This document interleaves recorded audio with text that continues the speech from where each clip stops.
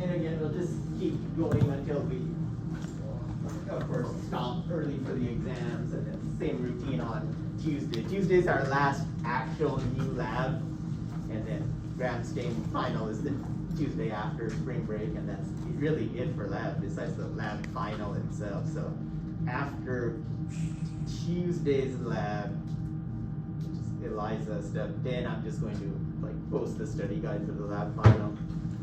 And so that way, if you don't have plans, like some of us seem to imply you don't have awesome spring break plans, you could actually start studying for the lab final ahead of time. Because that's 150 points. That's the biggest thing of this class is that lab final. Is there a study guide on that? That's what I was just saying. I'll post the study guide. Oh, I totally said. I thought we saw eye to eye by now, Marissa. Apparently not. Let's see how it is. Okay. Hey, What's up, Teresa? when are we doing the supplemental? I think that's that, what, Thursday of after spring break? Do you already have a study guide up too? No. Not at all. You don't want to start studying for that when you have to study for this. But yes, I will post a study guide for that. Okay. Yeah, because those 7 points are valuable 7 points, of Well, course. yeah, you can't lose points, so. No, you totally can. We've had it all the time. But it's not, you said it doesn't count, right? If you get the Yeah, it points, won't you hurt still get you. the points. Yeah. Yeah. So you could totally not study yes on all the questions and, get a 0 and it still won't bring your grade down. Okay, so viral diseases of the skin. So we especially focused on staph and strep infections for our bacterial diseases. Viral diseases are a little different, and this is the slide I left off on Tuesday. So a lot of them are transmitted where you actually pick them up by the respiratory route and then they spread systemically, and from there that includes getting to the skin. And this baby with a lot of bumps on him that has chickenpox can attest to how annoying skin infections can be if they're viral. And they can also affect the fetus during development, even before he or she is born. And in that case, in some cases, it can lead to miscarriages also, as we'll see. I have a question really quick. Yes. We were talking about chickenpox. If you have had it or you had the vaccine, how come when you get older they say you still have a chance of getting shingles Yes. prior to chickenpox or something like that, right? So if you've actually had chickenpox, like Mhm. the infection as a kid, you never kill off that virus. So, but you won't develop chickenpox again. Oh. But when it does come back, it'll cause shingles. If you got vaccinated as a kid, which a lot of us are in that age group where we weren't required to get vaccinated as a kid, and then we just happened to get chickenpox, but the younger crew that actually got vaccinated, they won't get shingles because they're actually protected from being infected, ideally, of course. So they should be okay, actually. But the first time you get that virus, like no one is going to directly get shingles. You'll automatically first get chickenpox. And chickenpox as an adult is supposed to be ugly. Right. The first time you get it is as an adult. I've heard. Yeah, instead of just getting a bunch of bumps and stuff, you're like, feel like you're on your deathbed for 3 or more weeks. And it's like, So because your body doesn't kill it off fully, when you get infected again, so you're not infected again, you never lose the infection. oh, okay. Your immune system just kind of curtails it. Oh, and that's why shingles can just come on by like stress and stuff. Yes. Yeah, and we'll talk about shingles as Oh, an okay. example of that. Okay. But worse than that is smallpox, because you can see what it can do to a kid here. So smallpox was before our times, really, thankfully. But it used to kill hundreds of thousands or even millions of people a while back. Throughout the 50s and 60s, it used to kill a couple million people a year. Wiped out huge fractions of like all the natives in the Caribbean and Central and South America. It's how the conquistadors could take over a bunch of the Incan and Mayan and all those empires, was largely because half the population was wiped out by smallpox brought from Europe. So smallpox, it's caused by an orthopoxvirus. That's the overall family that causes it. There's 2 forms of the disease smallpox, which is variola major that has about a 20 to 60% mortality rate if you get it, and then variola minor, which has about a less than 1% mortality rate. It's transmitted via the respiratory route. That's one of those classic examples of how you get it through the respiratory route, but then it ends up causing this on your skin. It moves into the bloodstream from your lungs, and then it's going to infect the skin from there. This one was completely eradicated from the human population by vaccination. The only disease that's ever been eradicated from the human population, thankfully, but unthankfully. But we could totally do that with polio also if we could ever get every single person to actually get vaccinated against polio, but I don't see that happening, unfortunately. There is concerns of this one being a bioterrorism agent, where like there's unknown stocks of it still hidden away or found that people don't know are there, but people find them later on. The only known locations of this are the Centers for Disease Control in Atlanta, Georgia, and then the equivalent of that out in Russia. And neither side, the Russians nor us, want to destroy our stockpiles because they don't trust the other one. Say, oh, if we destroy ours, they won't actually destroy theirs. And so every 10 years or so, all the virologists around the world meet and say, hey, maybe this is our chance to actually destroy it, and then we don't have to worry about it. But neither side believes that that's the only actual location of smallpox. On the epidemiology, so it's one of the few pathogens to ever be eradicated. And some of these actually haven't been eradicated, they've just been lessened. But this one has actually been wiped out, except for those specific known locations.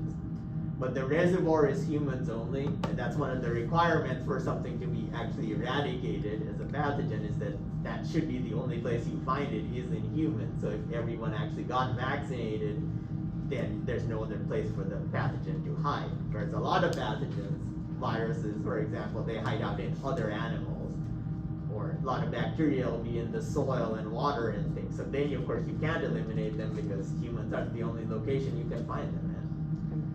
Transmission is going to be via inhalation of droplets, like coughing or sneezing of this infected person, or contact with material from the skin crust. And this was a huge source of the biowarfare back during the US Civil War, actually. The North and the South did a lot of this fun, where they would if they were on one side or the other, they would sell clothing and things and blankets to people from the other side. And unknowingly to the customers that were buying it, it was coming from people that, like the blankets that used to cover the bodies of people that had died from this, or the clothes that somebody that died from it was wearing. And so of course there's that crust from the skin that's still on those blankets and clothes. So it's long before the days of washing machines. Symptoms, so initially you have fever, malaise, general ill feeling, and weakness. Later you develop a pharyngeal rash back of your throat, and that migrates outward like a true zombie apocalypse kind of virus. It's going to come out of your face and then start covering your actual top of like forehead, cheeks, and then move downward towards your arms and your legs. That rash is first macular, so it's first red and flat, then it's papular, where it's raised bumps, and then vesicular, where it fills in with fluid, and pustular, where it has pus in it. You're left with these non-pigmented areas that are pitted with scar tissue, and those are the actual pox. So, which is really more obvious if you're naturally darker skinned, because then you have all these basically white spots all over you, and that never fills in again. You just have those white spots permanently because the pigment-producing cells were killed off in that area. I have a question. Two more Yes. questions. If we have a vaccine for it, then why are we scared that Russia still has it? Like, why can't we just destroy it? Because to actually try to vaccinate everyone that quickly is a concern, and would everyone actually take the vaccine?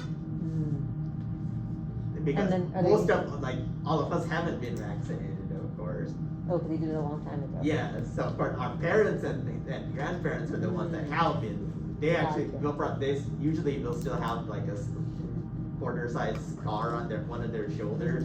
because they used to do vaccinations where it wasn't just an injection, it was like they would rub it into the skin by grinding along there, Right. and that's why it left a scar on all our parents and grandparents, was because of that.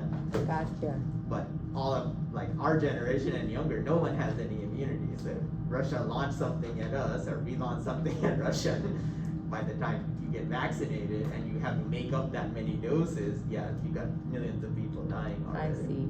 Do we have therapeutics for it now though? Not really. Yeah, unfortunately not. And actually, it's even less studied than what it was back in the 70s and 80s when it was actually being looked at. Because then, of course, it was a concern. Now there's not much of a concern for it, so there's not even anyone studying it. But I like way back when there was the Ebola outbreak that was killing thousands of people in the like 2014, 15. So apparently there was a random lab, not even associated with smallpox, but a random lab in Maryland that was just fishing through their freezer stocks of stuff, and they found a vial of smallpox from the 1950s that was just sitting in a freezer where anyone could have just gone and gotten it. And then now to destroy any stocks of that, you need officials from the World Health Organization to actually come to watch it being destroyed. Wow. And yeah, apparently no one could show up for 6 months to watch it to be destroyed, even though it takes like, it's basically autoclaving, the same 15 minutes at 121 degree kind of thing. But no one was showing up for that because they were all watching Africa and people dying from Ebola. So finally they did destroy it apparently. And there's also concern, they don't know if this is going to happen or not, but with global warming, there's corpses thawing out from like the 20s and 30s in places like northern Canada and Siberia and all these areas where if they died of smallpox, maybe the virus was preserved in the corpse, and now with it thawing out, there might be other places where that virus could be found. So there's just enough worry on all sides that, oh crap, we're in trouble. Herpes viruses, and this is actually what we're going to simulate when we do our ELISA next week on Tuesday. So herpes is from the Greek herpin, which means to creep, or for ladies you can think of it like that. Oh, that's that creep that gave me herpes. Relating to it actually relates to the creeping rash that occurs with a lot of herpes infections. And herpes itself is a family of 8 different viruses that can infect humans. It includes herpes simplex virus type 1 and 2, the HSVs. HSV normally causes fever blisters. HSV2 commonly causes genital herpes. These are also called human herpes virus type 1 and type 2. And then, as Jasmine was pointing out, varicella zoster virus, VZV, this is the one that causes chickenpox, which is the varicella side, and shingles, which is the herpes zoster side. So this is human herpes virus type 3. So you never get rid of a herpes virus. It's always part of you once you're infected by one. And pretty much by the age of 40, 95% of the population has some herpes virus that you're infected by. Yeah, good times. We're about to find out. But the thing is, like, you have an immune response, you don't actually get rid of the virus, you just contain it so your symptoms go away. So once you're exposed at any time in life, it's there for a long time afterwards. So all herpes viruses can go through a process called latency, and then they can be reactivated to cause recurring disease. That's when you can get things like shingles or recurring, flare-up of genital herpes. So during latency, the viral DNA enters the host cell nucleus, like all your cells have the nuclei, but here it's specifically of neurons. And that's where it's going to hang out as just a round piece of DNA called an episome. So it doesn't become part of your chromosomes like, say, HIV does, as we'll find out later on. Herpes just remains separate. Most everyone gets infected with at least one herpes virus, and often more than one. That's why it's often nicknamed your friend for life, because it really is your friend for life. And that's because they've done studies that say you're really lucky if you happen to have one friend from like grade school that is your friend all the way to your old age. So if herpes is that friend, at least it's a friend. It may also be a trigger for developing Alzheimer's disease, which is just in the last like couple years. They've seen some of this, so they've looked at done biopsies of the brains of people that have died from Alzheimer's, and in a lot of them they find some herpes virus. But of course, because so much of the population is infected with the herpes virus, it's not a definite like, oh, this is causing the other thing. But in the future, they may find out that that's true. Like you're more likely to develop Alzheimer's if you're infected by a herpes virus. But during your healthy years, there's few long-lasting adverse effects in healthy individuals. So just having herpes isn't going to like kill you as a teenager or a 20-year-old or a 30-year-old. More so just people make fun of you. Ah, you got the herpes. So more severe disease is going to occur when there's reactivation after your immune defenses are compromised somehow or the other. Like after major surgery, or you start chemo because you have cancer or something like that. Older age affects that because our immune systems get weaker as we get past 65 or so. Chemotherapy for cancer, AIDS, HIV is an ugly one because it specifically is going to target your immune cells. So getting HIV, it's usually not even the HIV that kills you, it's that it takes down your entire immune system. So then anything else can kill you, and that includes the reactivation of some of these herpes viruses. So HSV1 and HSV2, you have replication within the nucleus of the host cell, and then the virus is going to release from that infected cell via lysis. Remember way back in 3.2 when we talked about viruses, now we're just specifically seeing cases of that. HSV1 is generally going to cause lesions like this in the oropharynx region. So lips, right under the lip line, along the gum line, or the inside of the mouth. HSV2 causes similar lesions, but on the genitalia, like this ossifenis is showing. HSV1 and HSV2 are going to affect similar cell types. So it used to be that you could say, oh, if it's above the belt, it's HSV1. If it's below the belt, it's HSV2. That's no longer the true case because there's nothing physically stopping HSV1 from infecting the genitals or HSV2 to infect the oropharynx. And now, in more recent times, like the last 2 decades or so, the incidence especially of like oral sex has gone up. So it's becoming more common to have HSV1 infections of the genitals and vice versa. On the epidemiology, so the natural reservoir is humans only. This is technically something that you could eradicate also if you could get everyone in the world to, get vaccinated against herpes virus.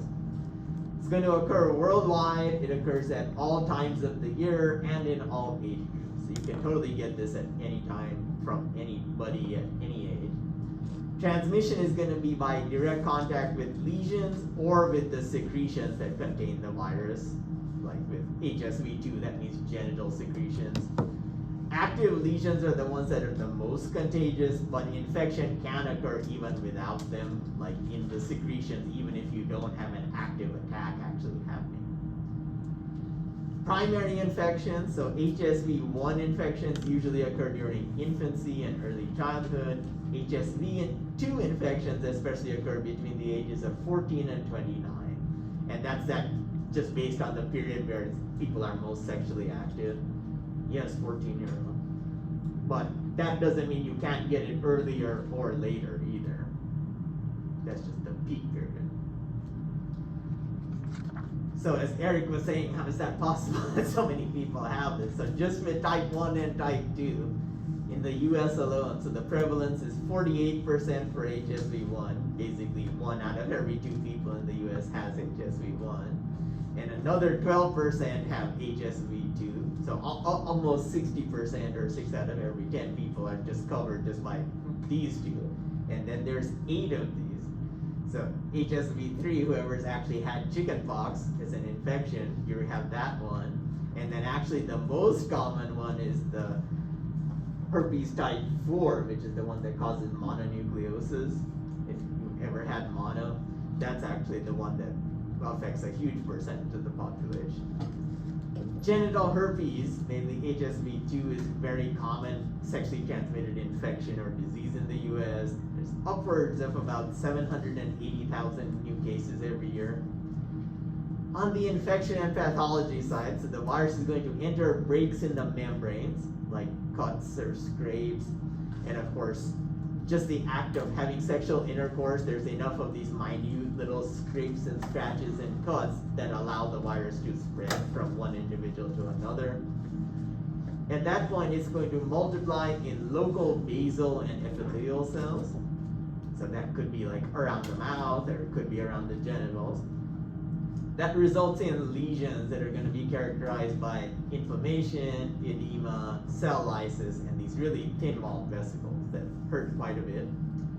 Same thing is going to occur when the virus gets reactivated.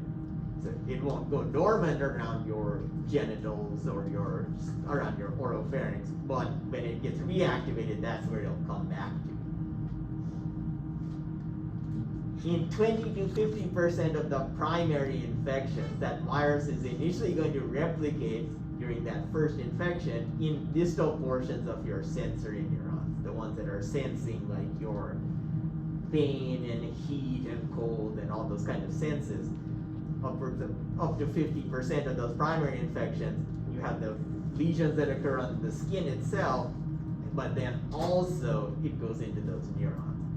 And from there, the virus gets carried to your main ganglia, the things that interpret the signals coming from your fingers and toes out in your spinal cord. So if you start off with, say, a cut on your hand, virus is going to come along your sensory neurons, go all the way to hang out to the nearest nerve, which is along your spinal cord, your central nervous system. HSV1 has a high affinity for your trigeminal nerve. If you look at a cross-section of your skull, here's where your trigeminal nerve is, basically kind of right under about where your ear would be. You have one on each side there. So it's going to go from, say you have your initial cold sore or fever blister on your mouth. When it goes dormant or latent, it's going to go along that nerve and go hang out with your trigeminal nerve here. Then it could be weeks later, it could be months later, it could be years later, but that's where it's going to get reactivated from. So there's a lot of innervations of this nerve around the mouth, so that's why you have infection around here. It's highly likely to pick up one of those branches and migrate inward. HSV2 does the exact same thing, but to the nearest main ganglia to the actual genitals, which is going to be the lumbosacral spinal nerve. It's basically right at the base of your spine, like where your tailbone is. It's the big nerve right there. And that's where it's going to go latent.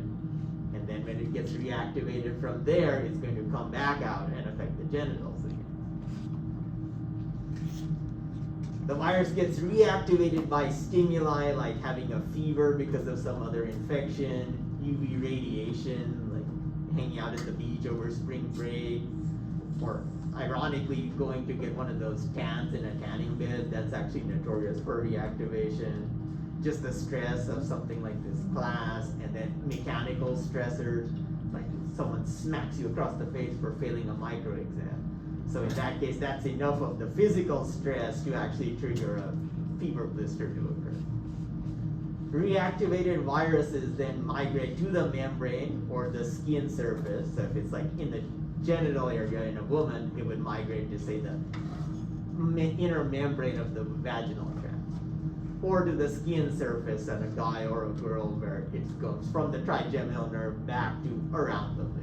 And that's where it causes the lesion that's known as a fever blister or a cold sore.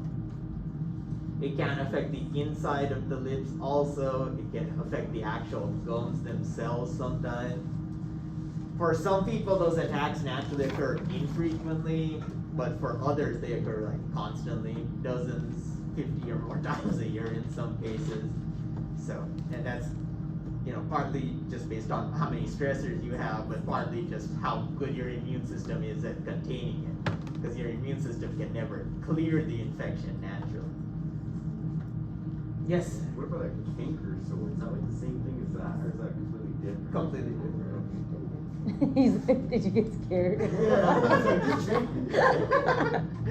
I mean, they do look similar. Yeah. Those are usually more inside the mouth. So. Yeah. The herpes ones are usually like on the lips or like right on the outside like that. Yeah, they're still gonna be virus related, but a different Yeah. virus. I think I can talk about those at some point in here. So, various diseases caused first by HSV1. So, HSV1 is going to cause cold sores. They're also called fever, blisters, or herpes labialis. You have the vesicles that occur on the mucocutaneous junction of your lips, like where the lip goes inwards into your mouth, or on the adjacent skin, like just outside of your lips. You'll feel it tingling or itching just before the vesicle forms. And I'm sure anyone that has this can attest to that occurring. If 1 out of every 2 people have this, we all have experienced the fever blisters. You'll have pain while the vesicles ulcerate. So as they start oozing and bleeding and all this good stuff. The lesions will crust over by themselves within about 3 days of the ulcer forming, and then they'll heal within a week on their own. So this is without any treatment or medication of any kind. Then of course there's ways that can minimize the effects of this. So a lot of people, you can get things like Valtrex and other creams or ointments that you can actually apply. And a lot of people have had enough of these where they can feel like, oh yeah, I feel a little itching or tingling. That's where a blister is going to pop up. And if you know that, you're in touch with your inner virus, then you can actually apply some of that cream in that area ahead of time, and the thing will still form, but it decreases the amount of time it takes to heal. HSV1 can also cause herpetic gingivostomatitis. So this is especially true in young children that get it. It's inflammation of the gums, the tongue, the soft palate, and the lips. And it's often accompanied by ulcerations and bleeding. So if you go in for like a dental cleaning and the hygienist or the dentist has gloves on and they like first, before they start the cleaning, they'll like move your tongue around and look all around there. They're basically looking for this kind of lesions on your gums. That's a sign that, oh yeah, you have gingivostomatitis. You can also have herpetic pharyngitis. This is going to be inflammation of the pharynx region, where it goes further back and infects the back of the throat. You can have herpetic keratitis. This is also called ocular herpes. So this is going to be where you have reactivation of the virus along another branch of your trigeminal nerve. So it goes late into the trigeminal nerve on either side, but instead of coming back out to where your lips are, it'll go upwards and head to another branch that goes towards your eyes. And of course, it can happen with contaminated fingers also. If you happen to like touch a cold sore and then rub your eye because it's itching, you can directly transfer it that way also. And we're notorious for doing that actually, touching our face and touching various other portions. They've done studies to show like how much you don't even realize you're touching your face. That's gone down some with having to wear a mask in a lot of locations, but pre-mask times, yeah, we touch our face like they say like 3 or 4 times an hour unconsciously. And any one of those, like, oh yeah, just touching this, or scratching or nudging, and then it touched some other part, and yeah.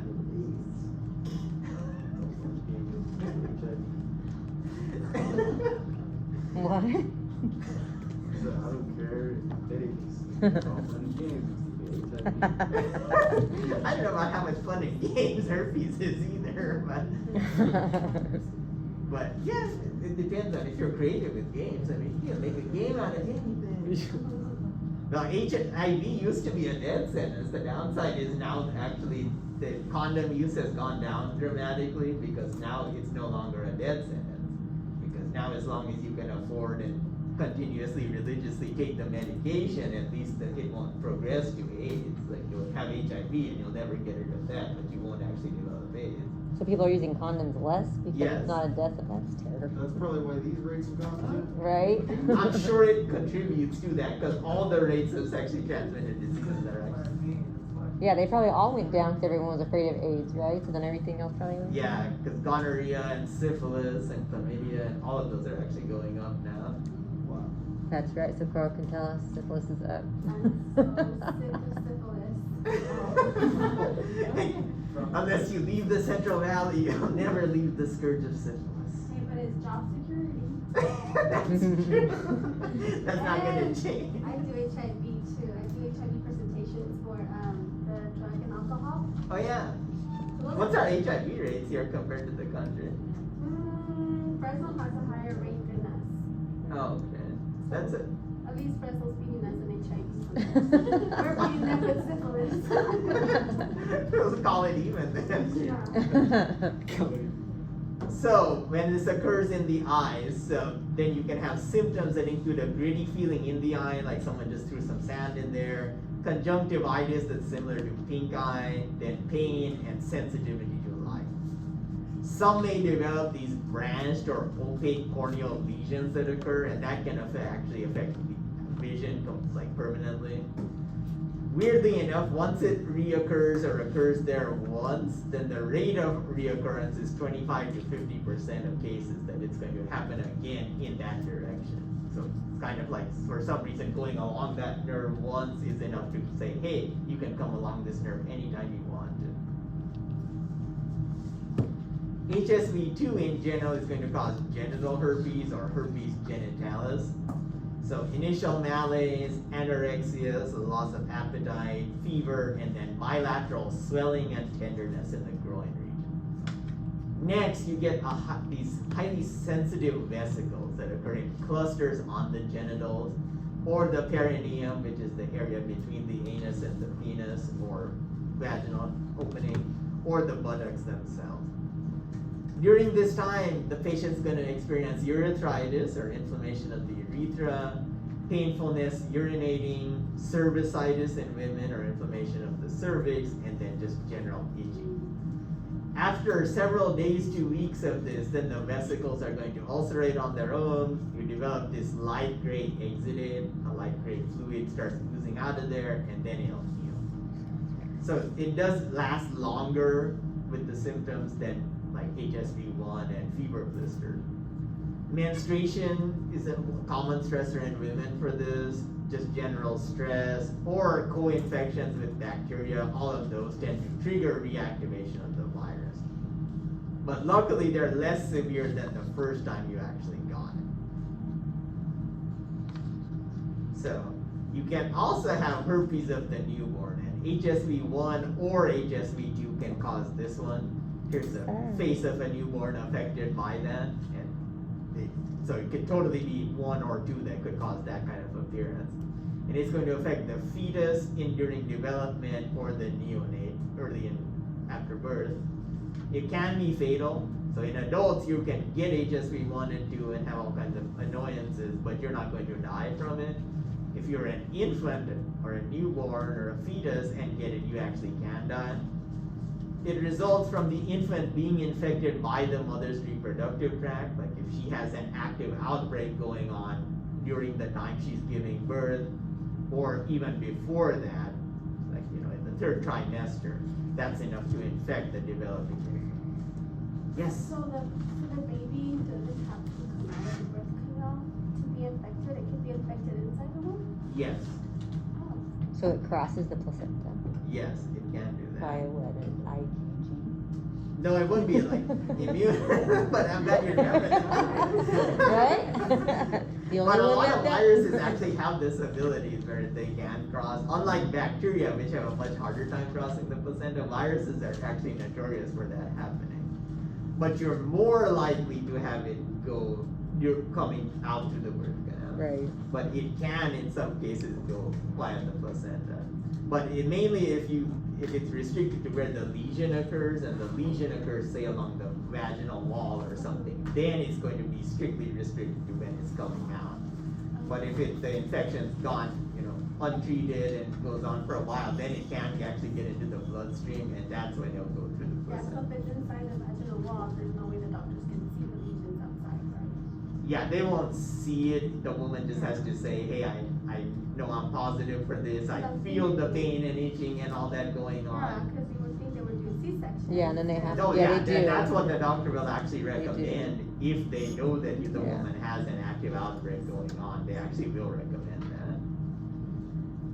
because it's 30% fatal to a newborn then. So the newborn will have disease of the mouth, the skin, and the eyes. This can also occur with contact with the mother's hands after birth, like if she has, say, a cold sore, fever blister on her face and she's just had given birth and she touches that and then touches the baby, that can totally lead to infection also. In the baby who has no actual defenses yet, if it gets into the central nervous system, it's 50 to 80% fatal. So this is actually one of the viruses they'll test for early on. You'll hear about the storage infections or diseases in infants when if you're going into nursing school. You'll hear all about that. That's where they test for things like syphilis and toxoplasma and all of these that can cause these kind of issues. So the age of that is the herpes. You can also have herpetic whitlow. So this is where you have a local abscess. So you have a cut or something on a finger and then you touch, say, a cold sore, fever blister, or someone else's cold sore, fever blister, and it gets into that cut. So if there's a break on any part of the finger, that's when you can develop whitlow. Very painful, itchy, only occurs on that one finger where there was the break in the skin. And it'll heal on its own within 2 to 3 weeks. But during that time, the patient's going through all kinds of itching and pain, like crazy. And this is going to be caused by direct contact with lesions or secretions and having a cut or break in the skin. Most cases are going to occur with occupational exposure, like anything in healthcare, or if you have really damaged skin, you've just been in a car crash or something and your skin all really mangled up. Healthcare workers tend to acquire whitlow when working with patients without hand covering or hand protection, or say you like get a rip in your glove because patient needs tending to and then you rip it, and then I gotta go tend to this other patient, and you don't switch gloves and your glove hand is exposed and then you come in contact, you can totally get it that way.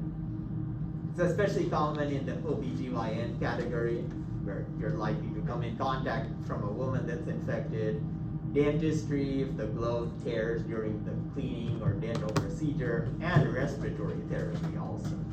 Because you're putting in a tube often, and that means putting your hand in someone's mouth, and then if they have it around or in their mouth, that's when you can get infected.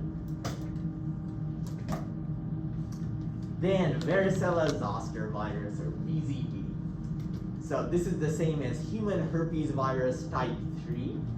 This one causes chickenpox or varicella and shingles or herpes zoster. So it's the same virus that causes both diseases. That's why it's called VZV. Immunity to chickenpox is long term. So once you've actually gotten chickenpox, like actual natural infection, you're not going to develop chickenpox again, but you don't clear out the virus because this one can also go latent. That's when you can get reactivation and you'll get shingles. So shingles is just a reactivation of this same virus that caused you to have chickenpox. So chickenpox is what you may remember in some cases or see cases like this, especially happen in childhood. Before the vaccine, it actually used to be common to have these chickenpox parties where you would have one kid that was sick and you would invite parents would invite all the other parents to have their kids come over and play and bond or snuggle so that you could actually spread it and they'll get it over with it early on instead of later on in life. Really? Oh yeah. It used to be a common thing. And especially like during a vacation or something where it's not going to affect school. So they would do that like if it happened in the summertime. Like that's a great time to get chickenpox because it's during vacation time. And some really caring relatives, if like they were long distance, like if one parent had their kid have it, they would like mail a sock or towel or something that's touched the kid. They would actually put it in the mail and send it to their friends and family so that they could then get their kid to get it. You said a postcard? Yeah, basically. It's just like that. Postcard with chickenpox on it. The gift that keeps on giving. Yep.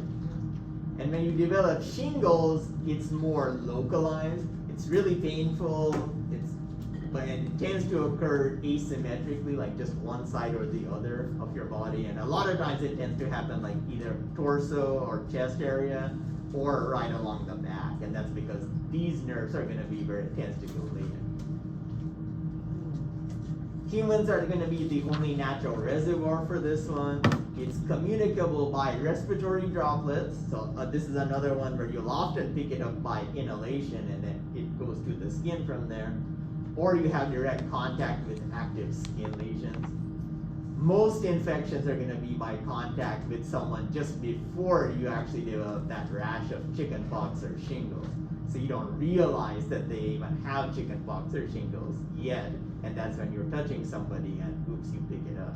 And you can totally have somebody that has shingles. If someone touches that has not had chickenpox before, they will develop chickenpox even though the person giving is experiencing shingles. So a lot of times it actually comes from like a grandparent that has reactivation. So they have active shingles. They're playing with the grandkids have no immunity, they pick it up and they have actual chickenpox and then they spread it. So, classic example was like 3.5 years ago in 2018, there was an outbreak at a North Carolina private school. 36 cases, largest outbreak in North Carolina in like 20 years. But it turns out 110 of the 152 children had these religious exemptions as the reason why they weren't getting vaccinations at all of any kind. Yeah, and then they actually interviewed some of the parents and like, yeah, we actually have no religious reasons to do this, but we just don't like vaccines, so we decided not to do that, and that's how you have these outbreaks. With the chickenpox or varicella side of this, so portals of entry are going to be the upper respiratory epithelium. You're breathing in the virus first. Replication is initially going to happen there, and then it's followed by spread to your tonsils, if you have those, and other lymphoid tissues, like the lymph nodes in your armpits and under your neck. Then from there it spreads to the skin via the bloodstream, because we know how the lymphatic system and the bloodstream are connected. Infected T cells that pick it up in the lymph nodes, they migrate around, they'll spread it while being infected. Incubation period is kind of long, 10 to 20 days or so before symptoms actually develop. When you finally develop those symptoms, fever, headache, malaise, and then the prominent rash. And they'll usually begin on the scalp, forehead area, and then go on the face, and then trunk, like neck and chest and downward. Skin lesions are going to start as these small red bumps, and then they're going to progress to being real itchy, fluid-filled blisters, and they're naturally going to encrust and fall off. And this encrusted gooiness that's falling off is totally infectious to somebody else that comes in contact with it. This is where you how if someone's infected, you'll have them wear mittens and tape them to their hands so they can't actually scratch themselves, because then you can leave permanent scars.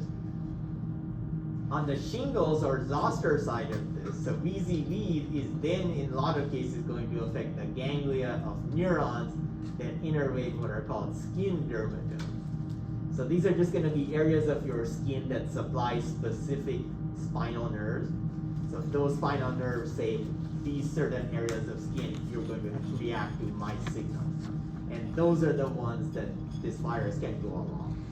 And specifically, it'll go along the ones for your thoracic nerves, which affect around your back, or from your torso outward, so lungs, down, torso, stomach area, all of that. And then your trigeminal nerves, the ones we talked about with HSV1 and especially 1. And that's where it's going to go later. Then you have reactivation by stressors like X-ray treatments, immunosuppression that contains your immune system, major surgery, the physical or mental stress, and cancer. So immune function decreases in the older population. That's why shingles tends to reoccur in the elderly, especially. About 1 million cases per year in the US. There's a new vaccine that in the last 4 years or so that they've come up with that has decreased the reoccurrence of shingles. It's still not eliminating the virus. It probably will never do that, but it really revs up your immune system when you get that shot, even as a 50 or 60-year-old, and that tends to decrease the reoccurrence of shingles actually happening. So you have anterograde migration when the virus is activated. They'll come out from the trigeminal nerve or the thoracic nerve, migrate outward to the skin, and they'll go right along the parts of the skin that are directly connected to those nerves. So of course, trigeminal nerve, then he'll come back out to the face, just like HSV1. But if it's the thoracic nerve, then it comes outward to the chest or the same area on the back. And that's why if you know anyone that's had shingles, that's where the rash tends to occur. It's like right around the front chest area, torso, or same area on the back. Usually you get crops of tender, persistent blisters, and usually they're asymmetrical. It depends, like they might go in one direction or the other, whichever nerve it goes along, that's where you'll have the rash form. Nerve inflammation can and often does also occur, and that leads to extreme pain and tenderness. And that can last for several months, even after the rash disappears. If it goes through the trigeminal nerve and you have going back around your face, you can have ocular or facial paralysis when those nerves go through inflammation.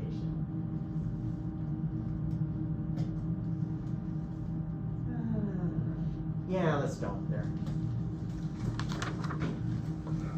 So many cool diseases to talk about, and we're super interested